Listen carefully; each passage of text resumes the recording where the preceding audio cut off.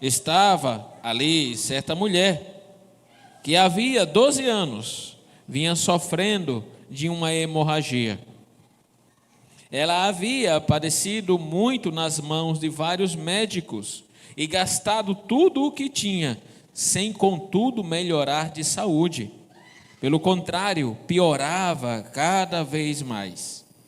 Tendo ouvido a fama de Jesus, a mulher chegou por trás, no meio da multidão, e tocou na capa dele, porque dizia: se eu apenas tocar na roupa dele, ficarei curada. E logo a hemorragia estancou, e ela sentiu no corpo que estava curada daquele mal. Jesus, reconhecendo imediatamente que dele havia saído o poder, virando-se no meio da multidão, perguntou: quem tocou na minha roupa? Os discípulos responderam: o Senhor está vendo que a multidão o aperta e ainda pergunta: quem me tocou? Ele, porém, olhava ao redor para ver quem tinha feito aquilo.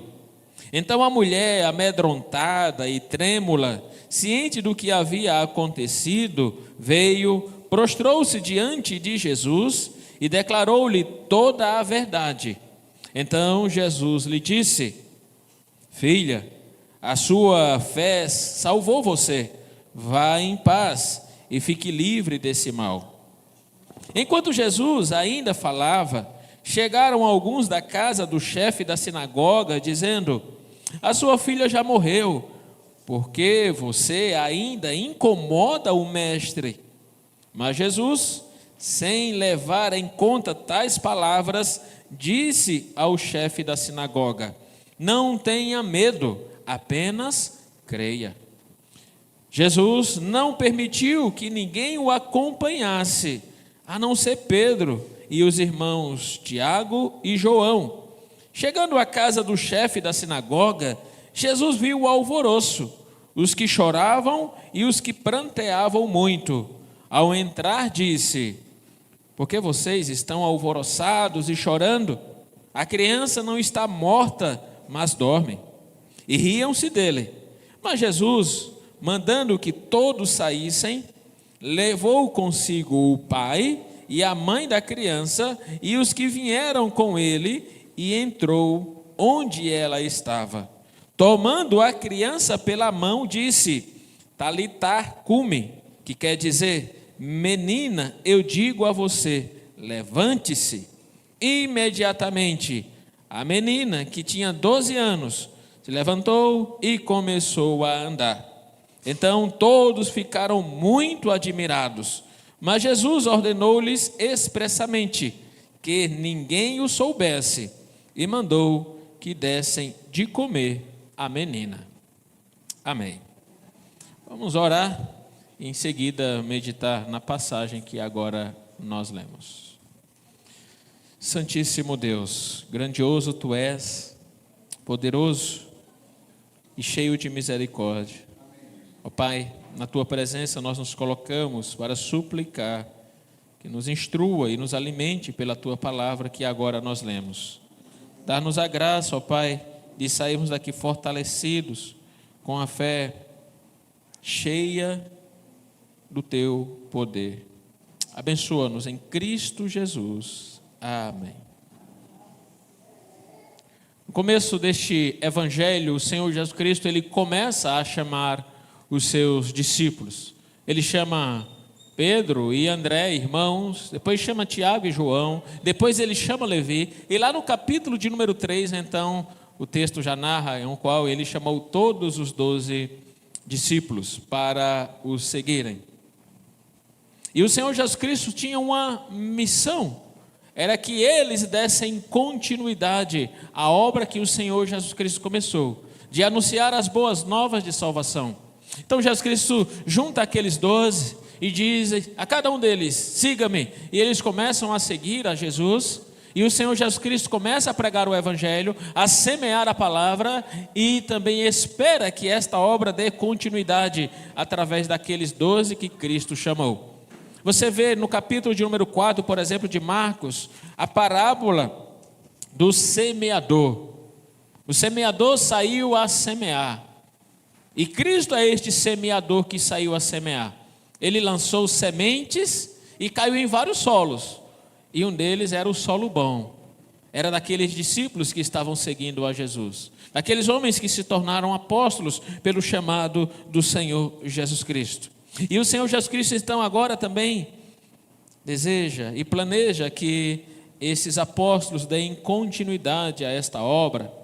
E que a reação em cadeia aconteça, onde os apóstolos são chamados e assim evangelize outros, e assim sucessivamente o reino de Deus cresça e se expanda. Mas há algo que impede isso, e o texto vai nos apresentar aqui, chamado incredulidade. A incredulidade das gentes, das pessoas, o qual na própria parábola do semeador, o texto nos fala do solo rochoso, da beira do caminho, do solo cheio de espinho. São aqueles incrédulos que lançam dúvidas quanto à pessoa de Cristo Jesus. E por isso Cristo, diante do seu ministério, de anunciar as boas novas, de semear a semente, ele realiza tantos sinais, milagres, maravilhas, para dizer quem ele é, ou testificar que ele é o Cristo. Portanto, os milagres e os sinais que Cristo revela, ou que Cristo faz, revelam quem Jesus Cristo é. No capítulo de número 4, ele fala de 4 parábolas. Se você observar aí, rapidamente, ele fala da parábola do semeador, ele fala da luz, ele fala da semente, e ele fala do grão de mostarda, e ele fala da semente. 4 parábolas aqui ele lança e fala aos discípulos, seguido então de 4 sinais. Você vê que o capítulo de número 4, ele termina com o Senhor Jesus Cristo fazendo um sinal, fazendo um milagre, acalmando a tempestade. E veja que mais 3 milagres são seguidos deste, assim formando esse quarteto de milagres. Ele cura um endemoniado, ele cura uma mulher que tinha hemorragia e ele ressuscita uma menina que estava morta. Então Jesus Cristo, através desses milagres, ele revela o seu poder, que ele é poderoso, que ele é onipotente.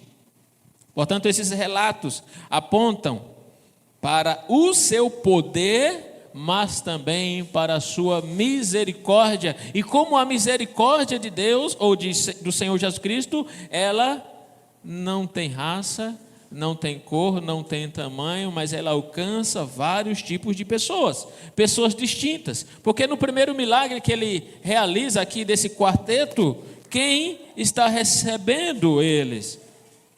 Os apóstolos que estavam lá no barco com Jesus. Quando ele acalma a tempestade, são os 12 que estão lá com ele. Você vê em seguida a história de um endemoniado que nós nem sabemos o nome.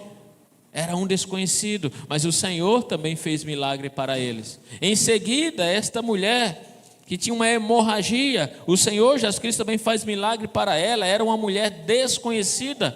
E em seguida, nós temos a história de um homem importante, o qual o Senhor Jesus Cristo ressuscita a filha dele. Então veja como a misericórdia, ela não tem distinção. Ela alcança os 12, pessoas desconhecidas e pessoas importantes. Não importa a cor, o tamanho, a posição social, mas a misericórdia do Senhor Jesus Cristo se estende a todos, a todas as classes. Mas no meio dessa história nós vamos e podemos ver também como a incredulidade, ela aparece em cena para então impedir ou tentar impedir com que esta pregação, essa semente seja lançada, transformada e pessoas convertidas. O texto começou nos dizendo em Marcos, no capítulo 5, versículo 21, que o Senhor Jesus Cristo está voltando de barco. Ele está voltando de Gadara, ou, como o próprio texto aqui diz, a cura de um endemoniado gerazeno, de Gerasa. Aí há um debate do nome da cidade, mas isso não é relevante para a compreensão do texto. Mas veja que o Senhor Jesus Cristo está saindo daquela cidade e está voltando para a cidade que era a base do seu ministério, chamado Cafarnaum. Então, o capítulo de número 5, versículo 21, nos diz assim: tendo Jesus voltado de barco para o outro lado, ou seja, saído de Gadara, então, para Cafarnaum, o texto diz que o procura um homem chamado Jairo. Jairo procura Jesus. Jairo era o chefe da sinagoga. O que é uma sinagoga? Sinagoga era o lugar onde as pessoas se reuniam fora de Jerusalém. Em Jerusalém você tinha o templo, mas quem não fosse de Jerusalém, então você tinha esses lugares chamados sinagoga, que se reunia para fazer leitura da palavra de Deus, para realizar orações. Então era essa estrutura religiosa que existia naquele tempo. E muito possivelmente as sinagogas elas surgiram lá no cativeiro da Babilônia. Quando o povo estava fora de Jerusalém, não tinha o templo, então ali começou a surgir o que ficou conhecido depois como sinagoga. E o texto diz que este homem, ele era líder da sinagoga. Ser líder da sinagoga era para pouquíssimos. Você tinha que ter um privilégio muito grande. Ou poderia ser um fariseu, um escriba, ou um leigo, mas que tinha uma história e um testemunho dentro da convivência com aquele povo e dentro daquele lugar chamado sinagoga. Então ele gozava de autoridade, visibilidade e precisava ser uma pessoa rica. Então este era Jairo, que muito provavelmente era um leigo, mas ele gozava disso, da visibilidade, da autoridade que um líder de sinagoga possuía. E ele procura Jesus. Agora veja que interessante essa história, porque ele, sendo um líder de sinagoga, ele tinha contato constante com fariseus e publicanos, com fariseus e escribas. E os fariseus e escribas, se você começar a ler do capítulo 1 e até o capítulo de número 3, você vai perceber como estes homens, eles se opunham ao ministério de Cristo. Alguns dias nós podemos meditar aqui no capítulo de número 2, do texto de Marcos, nós podemos ver como a oposição ela se levanta constantemente contra Cristo. É porque Cristo come, é porque não come, é porque realiza milagres, porque cura. Então, tudo que Cristo fazia, o texto lá diz que eles estavam de olho, para ver se o Senhor Jesus Cristo fazia alguma coisa errada. Quando come está errado, se não come está errado, se pega espiga lá na lavoura está errado. Então, tudo que Cristo fazia, eles buscavam algum meio de acusá-lo, até de blasfemo. A oposição que surge no coração se verbaliza e depois se torna numa trama para matar Jesus. E este homem, Jairo, certamente influenciado pelos escribas e fariseus, tinha todas as razões para não procurar Jesus, pois ele era ou convivia com estes homens. Era líder da sinagoga onde esses homens frequentavam, mas ele amava muito mais a sua filha do que aqueles mestres. O texto diz que ele então procura o Senhor Jesus Cristo, pois a filha dele estava doente, e nós sabemos pelo versículo 42, que aquela menina tinha 12 anos. Veja aí, 5:42, imediatamente a menina que tinha 12 anos. E Lucas, o evangelista, que também vai falar dessa passagem, ele acrescenta um detalhe dizendo que ela era filha única. Então Jairo tinha uma filha de 12 anos, que era filha única e estava doente. Nós não podemos, pelo menos eu, talvez você já tenha experimentado o que Jairo experimentou, mas eu nunca experimentei de ter uma filha à beira da morte. O sentimento de um pai, a angústia, e como ele está desesperado procurando Jesus. E a narrativa ela é tão empolgante que parece assim, nos dá a entender que assim que Cristo colocou o pé no chão, já estava Jairo ali esperando ele. De tão desesperado que ele estava pela sua filha, por aquela jovem, filha única que estava enferma e era uma enfermidade grávida. Isso também nos ensina que o sofrimento ele é democrático, ele atinge todas as pessoas. Jairo era uma pessoa importante, tinha visibilidade, tinha autoridade, era um homem de posses, mas que sofria, porque o sofrimento ele é democrático, ele alcança o rico, o pobre, o branco, o negro, o pequeno, o grande, o rei, o servo, ele alcança todo mundo. A diferença é como nós reagimos aos sofrimentos aos quais nós passamos. Jairo, então, se aproxima de Cristo Jesus. E o evangelista Lucas, ele também acrescenta um detalhe aqui. Porque se você observar no versículo de número 22, diz assim: então chegou um dos chefes da sinagoga, chamado Jairo, e vendo, prostrou-se aos pés de Jesus. E Lucas acrescenta: ele prostrou-se e adorou. Não foi somente se lançar no chão, mas há uma atitude de adoração de Jairo. Ele adora o Senhor Jesus Cristo. Ele reconhece o Senhor Jesus Cristo publicamente, o que era muito perigoso para ele. Ele poderia perder o prestígio, a visibilidade, poderia ser expulso da sinagoga, porque os fariseus odiavam Jesus. E o chefe deles, da sinagoga, o lugar que eles frequentam, publicamente se lança aos pés de Jesus para adorá-lo. Então veja o quanto Jairo tinha a perder, do ponto de vista humano, mas o quanto ele ganhou, lançando-se aos pés de Jesus e publicamente demonstrando a dependência que ele tinha de Jesus. E o texto diz no versículo 24: Jesus foi com ele. Aquilo que era uma expectativa de Jairo, agora torna-se uma realidade. Cristo vai com Jairo, Cristo põe o pé na estrada e caminha para onde Jairo desejava, para curar a sua filha. Mas o evangelista Marcos aqui, ele então corta a história e diz que no meio dessa história, quando Jesus Cristo põe o pé na estrada, então uma multidão está ali espremendo, apertando Jesus. Veja o versículo 24, na metade dele. Uma grande multidão seguia Jesus, apertando de todos os lados. E é nesse momento então que aparece o segundo personagem dessa história, uma mulher do fluxo de sangue, que tinha uma hemorragia. Ao contrário de Jairo, essa mulher ela não tinha importância nenhuma. Jairo era um homem importante, líder da sinagoga. Mas essa mulher, ela não tinha visibilidade, ela não tinha destaque, ela não tinha importância nenhuma. Mas ela se assemelhava a Jairo, ela é igual a Jairo, porque ela também padecia de um grande sofrimento. Era diferente no status social, mas na necessidade eles eram iguais. Tanto Jairo precisava de Jesus, como também aquela mulher precisava de Jesus. Há uma semelhança aqui também, porque a filha de Jairo, o versículo 42 nos informou que tinha 12 anos. E aquela mulher sofria com aquela enfermidade por quantos anos?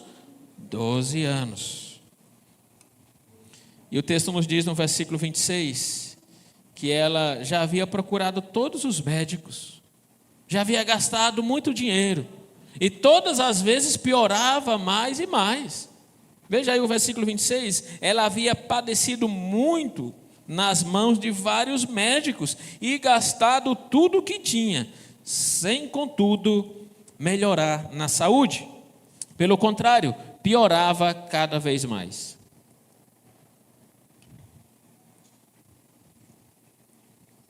Mas o versículo 27 nos diz que em um segundo o Senhor Jesus Cristo fez o que os médicos em 12 anos não fizeram. Veja aí o versículo 27. Tendo ouvido a fama de Jesus, a mulher chegou por trás, no meio da multidão, e tocou na capa dele, porque dizia: se eu apenas tocar na roupa dele, ficarei curada. E logo a hemorragia estancou. Foi um segundo, foi tocar. 12 anos, irmãos.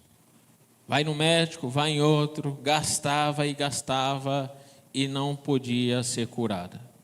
E o texto ainda nos dá um agravante, piorava cada vez mais. Parece que as receitas que os médicos passavam, o tratamento, só agravava a situação dela. Mas em um segundo Cristo fez aquilo que homem nenhum pôde fazer durante 12 anos. E o texto diz então que ela foi curada imediatamente, com um toque. Esse é o toque da fé. Com fé, aquela mulher procurou Jesus e apenas tocou nele. E o Senhor Jesus Cristo então faz algo surpreendente aqui. Ele diz: quem me tocou? A pergunta é: será que Jesus não sabia quem tocou nele?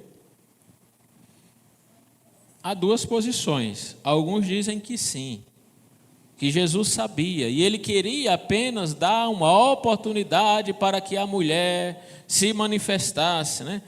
Para que tivesse a oportunidade de dizer: sou eu, para que as pessoas soubessem daquela mulher, que era invisível para o mundo. Mas outros dizem que não, que o Senhor Jesus Cristo não sabia, por isso ele perguntou, o que mostra a completa humanidade dele, pois ele, como ser humano, não sabia de todas as coisas, o que revela a sua plena e completa humanidade. Assim, quando perguntaram a ele quando ele voltaria, ele disse: eu não sei, somente o Pai sabe. E ele está manifestando ali a sua completa humanidade, porque ele, como ser humano, não sabia de todas as coisas. E nós não pretendemos aqui resolver essa questão, pois as duas são possíveis. Sim, ele sabia, ou não, ele não sabia, porque revela a sua humanidade. Mas há uma outra pergunta: por que Jesus parou para fazer esta pergunta? Por que ele parou? Pois ele estava caminhando, a multidão o espremendo e ele caminhando. Mas ele para e pergunta: quem me tocou? Primeiro, para dar publicidade àquilo que acabara de acontecer, para que as pessoas pudessem conhecer e ver o que naquele momento aconteceu, o toque da fé. E também para aperfeiçoar a teologia daquela mulher, porque aquela mulher era uma mulher de fé, mas se ela fosse embora sem o Senhor Jesus Cristo falar com ela, ela poderia ter uma teologia errada. Porque veja o versículo 34, o que nos diz. Então Jesus lhe disse: filha, a sua fé salvou você, vá em paz e fique livre desse mal. Como que estas palavras aperfeiçoam a teologia daquela mulher? Porque o Senhor Jesus Cristo está dizendo: olha, não pense que foi a minha roupa, que saiu o poder da minha roupa, mas é o dono da roupa, aquele que está dentro da roupa. Foi porque você creu em mim. Então a mulher precisava entender que não foi uma magia, um poder que saiu da roupa de Jesus. Então ela precisava entender que foi pela fé em Jesus. Então ela é uma mulher cheia de fé, mas agora teologicamente sadia. Ela compreende que o Senhor Jesus Cristo, ou dele é que procedeu a cura para ela, e não somente a física, mas também a espiritual. E também o Senhor Jesus Cristo queria que os seus discípulos pudessem ver e ouvir aquele testemunho. É interessante isso. Veja, o Senhor Jesus Cristo, quando perguntou: quem me tocou? E parou, ele queria dar uma lição aos seus discípulos. Porque na história da tempestade, no capítulo de número 4, os discípulos ficaram com medo, cheios de medo, cheios de dúvida. Você pode ler aí comigo no versículo 35 em diante, capítulo 4, versículo 35, nos diz assim: naquele dia, sendo já tarde, Jesus disse aos discípulos: vamos passar para a outra margem. E eles, despedindo a multidão, o levaram assim como estava no barco. E outros barcos o seguiam. Ora, levantou-se grande temporal de vento, e as ondas se arremessavam contra o barco, de modo que o mesmo já estava se enchendo de água. E Jesus estava na popa, dormindo sobre o travesseiro. Os discípulos o acordaram e lhe disseram: mestre, o Senhor não se importa que pereçamos? E ele, despertando, repreendeu o vento e disse ao mar: acalme-se, fique quieto. O vento se aquietou e tudo ficou bem calmo. Então Jesus lhes perguntou: por que vocês são tão medrosos? Como é que ainda não têm fé? E eles, possuídos de grande temor, diziam uns aos outros: quem é este que até o vento e o mar lhe obedecem? Viu aí no versículo 39, no finalzinho? Por que vocês estão medrosos? Porque vocês são tão medrosos? Como é que ainda não tem fé? Quão pequenina é a fé de vocês? Vocês são medrosos. Então, quando Cristo para aquela caminhada ali e pergunta: quem me tocou? Ele queria mostrar para aqueles discípulos o que é ter fé. Pois os discípulos mostraram temor e medo diante das dificuldades, mas aquela mulher mostrou fé. E ele estava dando uma lição aos discípulos: vejam como essa mulher aí teve fé. Mas veja aí também no texto que lemos, no versículo 33, que nos disse assim: então a mulher, amedrontada e trêmula, ciente do que lhe havia acontecido, veio e prostrou-se diante de Jesus e declarou-lhe toda a verdade. Com medo a mulher se prostrou, e com medo eles duvidaram, acharam que iam morrer. Vejam a diferença. Os discípulos com medo: Senhor, nós vamos morrer. E aquela mulher com medo, trêmula, como a ideia, as pernas tremia, ela se prostra aos pés de Jesus. Deus não espera que você tenha uma fé perfeita. Essa mulher não tinha uma fé perfeita. O que acontece com essa mulher é algo grandioso, mas ela não tinha uma fé perfeita. Mas ela tinha uma fé depositada na pessoa perfeita, em Cristo Jesus. Pois ela tremeu, era trêmula, estava com medo, mas se prostrou aos pés de Jesus.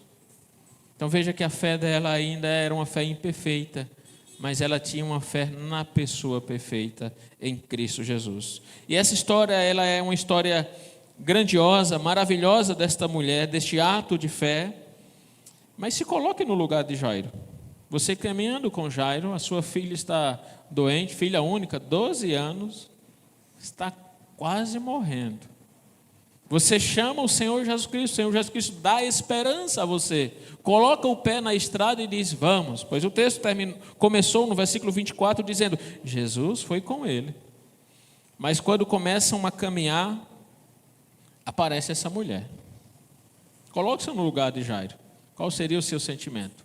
Poderia ser dois: de inquietação, ser inquieto, né? Você não vai acabar isso? Essa mulher já foi curada, vamos? Ou de raiva mesmo, nervoso. Essa mulher vem atrapalhar e começa a falar. Esses dois sentimentos podem ter tomado conta ali, ou poderia ter tomado conta de Jairo: a inquietação, o nervoso, pois ele desejava que o Senhor Jesus Cristo chegasse logo na casa para curar a sua filha. Jairo começa com fé, Jesus Cristo dá esperança a Jairo. Agora Jairo ouve as vozes da incredulidade. Porque o texto diz que enquanto o Senhor Jesus Cristo conversava com aquela mulher, não sabemos quanto tempo, alguns minutos, 10, 15, 20, 30, não sabemos. Mas o que o texto diz aqui no versículo 35 é que ainda o Senhor Jesus Cristo falava com ela, ainda conversava com aquela mulher, quando as notícias que Jairo não queria chegaram. A sua filha está morta. E Jairo não queria aquilo. Coloque-se no lugar de Jairo. Agora a pergunta é: Jairo vai continuar crendo? Porque Jairo lançou-se ao pé de Jesus. Poderia perder tudo que ele tinha, todo o prestígio, toda a visibilidade, mas ele se lança aos pés de Jesus, crendo em Jesus, e busca em Jesus a solução para a sua dor, que era a cura da sua filha. Mas a pergunta é, e agora que a filha morreu? Será que Jairo vai continuar crendo? Será que Jairo vai continuar tendo fé? Mas a ênfase aqui não está na fé de Jairo. A ênfase está no que Jesus faz e no que Jesus fez. Porque nós não olhamos para Jairo e dizemos, eu quero ter uma fé como Jairo. Mas a ênfase do texto está no que Jesus faz para que Jairo tenha fé. Porque veja, na continuação do texto, no versículo 36, mas Jesus, sem levar em conta tais palavras, quando os servos falaram a Jairo, Jairo, a tua filha morreu, o Senhor Jesus Cristo então é que responde. Ele não deixa nem Jairo responder, ele, Jairo, tenha fé, creia. Veja aí no texto, não tenha medo, apenas creia. Então não está, ou o foco, a ênfase não está na fé de Jairo, mas no que Jesus faz. Jesus fala, o consola. Jesus então dá muito mais do que Jairo pediu, porque Jairo ele pediu a cura, e Jesus Cristo vai entregar a vida, porque a menina tinha morrido. O Senhor Jesus Cristo então está preparando algo maior para Jairo.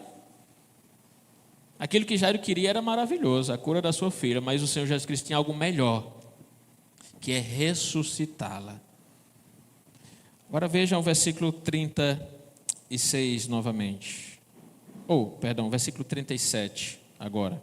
Jesus não permitiu que ninguém o acompanhasse, a não ser Pedro e os irmãos Tiago e João. Sabe o que Jesus Cristo faz aqui? Vai todo mundo embora. Só vou levar Pedro, Tiago, João e Jairo. Por que o Senhor Jesus Cristo mandou todo mundo embora? Porque o Senhor Jesus Cristo quer tirar de perto de Jairo as vozes da incredulidade. Porque todos que estavam aqui, fora estes, eram incrédulos. Não criam no que Jesus Cristo fez e poderia fazer. E o Senhor Jesus Cristo diz, pode ir embora todo mundo. Vou levar apenas Pedro e os irmãos Tiago e João e Jairo. E foi. Então Jesus Cristo tira as vozes incrédulas de perto de Jairo. A pergunta que nós fizemos é, Jairo vai continuar tendo fé? Vai, sabe por quê? Porque o Senhor Jesus Cristo fortalece a fé dele, diz, creia Jairo, não tenha medo. E também diz, vai embora os incrédulos. Não quero perto de Jairo não. Veja o versículo 38. Chega na casa. Chegando à casa do chefe da sinagoga, Jesus viu o alvoroço, os que choravam e os que pranteavam muito. Alguns comentaristas desse texto, dizem que eram flautistas e carbideiras. Aquelas mulheres que choram em velório e os homens que tocam lá para as mulheres chorar. Eram pessoas contratadas que estavam naquele velório. E a depender da condição social da pessoa, então você poderia pagar mais. Ter mais mulheres chorando e mais pessoas tocando para elas chorarem. Era isso que estava acontecendo lá, no funeral daquela menina. Flautistas e carbideiras. Agora veja que isso é verdade, porque o texto diz assim, na continuação dele, 39. Ao entrar disse, por que vocês estão alvoroçados e chorando? A criança não está morta, mas dorme. E riam-se dele. Aqueles então que estavam, ou aquelas que choravam e aqueles que tocavam as flautas, agora estão rindo de Jesus. Você percebe aí então que eram pessoas contratadas. Agora estavam zombando de Jesus. Mas quando o Senhor Jesus Cristo disse, no versículo 39, a criança não está morta, mas dorme. Será que era catalepsia? Qual a pessoa aparenta estar morta? Parece que os órgãos param tudo e a pessoa é tida como morta. Será que é isso que Cristo está falando? Olha, ele está com catalepsia. Não, O que o Senhor Jesus Cristo está dizendo, que para Ele, uma pessoa que dorme ou que está morta é a mesma coisa. Por isso Ele falou estas palavras: a criança não está morta, mas dorme, porque para Cristo, aquele que fala, é a mesma coisa, não há esforço nenhum para Ele chamar um que dorme e um que está morto, porque este é o poder dele. E Ele fala as palavras Talitá cumi, e essas palavras eram palavras que um pai falava a uma filha ou a um filho para acordá-la de manhã. Quando você vai acordar o seu filho de manhã, né? Acorda filho, acorda filhinho, está na hora. Essas palavras aqui, Talitá cumi, ela significa isso. O Senhor Jesus Cristo está dizendo, como um pai fala para uma filha, filha ou filhinha, acorda. Então veja como o Senhor Jesus Cristo, quando disse a essa menina, dorme, Ele está dizendo para mim a mesma coisa, porque nada é impossível para o meu poder. E então Ele fala estas palavras, Talitá cumi, que quer dizer, menina, eu digo a você, levante-se. E Ele dá duas ordens aqui, em seguida, para a família. Não divulgar, veja aí o versículo 43. Mas Jesus ordenou-lhes expressamente que ninguém o soubesse. E depois também ordenou que desse comida à menina. Parece não fazer muito sentido, né? A pessoa acaba de ser ressuscitada e vai comer. Mas aquilo era uma prova da ressurreição, pois quando Cristo ressuscitou, Ele também provou que ressuscitou comendo mel e peixe na presença dos discípulos, para dizer, eu ressuscitei em carne e osso. Então Ele também dá, ou manda dar comida àquela menina, para comprovar também a ressurreição dela. Além disso, é bem possível que pela enfermidade daquela menina, ela tenha perdido o apetite, o que culminou na morte dela. E então, quando Ele manda dar comida a ela, Ele está dizendo, veja que não somente ela ressuscitou, mas ela está curada. Veja que ela tem apetite. Uma criança de 12 anos tem apetite, come. Como vocês bem sabem, nós já passamos por essa fase. Então, Cristo está dizendo isso, olha, aquela doença que lhe tirou o apetite, veja como ela agora está curada. Eu a ressuscitei, mas não ressuscitei. Ela ainda vai precisar ir no médico, ser consultada. Não, ela está sã, curada. Veja, dê comida a ela, para ela comer. Ela agora tem apetite. Então veja os atos de Cristo, a voz de Cristo, é o que preserva a fé de Jairo. O Senhor Jesus Cristo falou, não temas, creia. E o Senhor Jesus Cristo fez. É por isso que Jairo tinha fé, pela obra de Cristo na vida dele. Nós queremos então concluir dizendo que não há limite para o poder de Jesus. Nada é impossível para Jesus, para aquele que o busca com fé. Agora, nesses dois exemplos que o texto traz, da mulher do fluxo de sangue e de Jairo, nós podemos aprender ainda algumas outras lições. Essa mulher, ela era considerada impura. Dentro das leis cerimoniais de Israel, haviam leis que diziam o seguinte, uma mulher menstruada, ela fica, ou é considerada impura por 7 dias. Então, as pessoas ficam impedidas de tocar nela por 7 dias, mas essa mulher, ela tinha esse fluxo de sangue há 12 anos. Então, há 12 anos ela padecia desse mal. E aquela mulher, então, ela é um símbolo das consequências do pecado. O que o pecado faz em nós, ele nos torna impuros.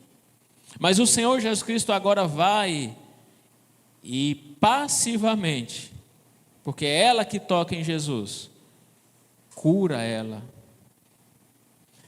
Um toque de fé. E aquela mulher passa agora a ser pura. Alguns dizem que quando ela tocou e o Senhor Jesus Cristo disse quem é, e ela ficou trêmula, é porque ela não queria aparecer. Não porque ela fosse vergonhosa, mas porque ela sentia-se rejeitada, porque 12 anos ela era considerada impura. Então ela tinha, ou estava emocionalmente abatida, angustiada. Então ela não queria aparecer, ela queria ficar no anonimato. Quando o Senhor Jesus Cristo disse: quem é? Então ela, trêmula, se prostra aos pés de Jesus e adora. A filha de Jairo, ela não era símbolo de morte, pois ela estava morta. Assim como nós também. Assim como nós estávamos mortos nos nossos delitos e pecados, mas o Senhor Jesus Cristo nos deu vida. E um detalhe também, no morto ninguém podia tocar. Se alguém tocasse no morto, era cerimonialmente impuro, tinha que passar alguns dias também se purificando, fazendo sacrifícios. Mas esse relato, ele é tão emocionante porque o Senhor Jesus Cristo pega na mão da menina, que ainda estava morta. Veja como o Senhor Jesus Cristo tem compaixão, e Ele está dizendo: a sua morte é a minha morte. Veja novamente essa passagem, quando Ele pega na mão da menina. Versículo de número 39 em diante. Versículo 41, desculpem. Tomando a criança pela mão, disse: Talitá cumi, que quer dizer: menina, eu digo a você, levante-se. Ele pega na mão de uma morta. E aquilo os religiosos não faziam de jeito nenhum. Mas com isso Jesus Cristo está dizendo: a sua morte é a minha morte, a sua doença é a minha doença. E agora eu te dou a minha saúde, eu te dou a minha vida. Portanto, o Senhor Jesus Cristo cura uma mulher que era rejeitada. A enfermidade dela fazia com que ninguém tocasse nela, mas ela tocou em Jesus. E o morto que ninguém tocava, o Senhor Jesus Cristo tocou no morto. Esse é o nosso Senhor Jesus, o qual nós podemos confiar e ter fé. Porque o Senhor Jesus Cristo é por nós, então nós